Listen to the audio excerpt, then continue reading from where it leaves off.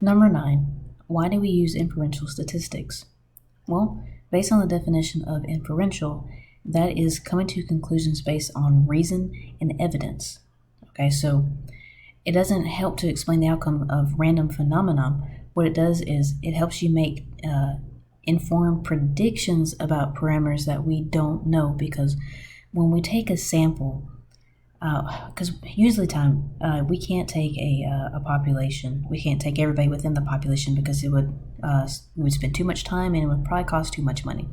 So we take a sample from that population, which means that we don't know everything about that population. We try to get a sample that represents the population well.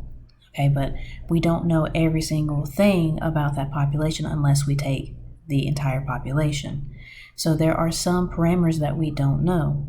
And so what we have to do is, based on the sample that we have to make some predictions based on the data within that sample.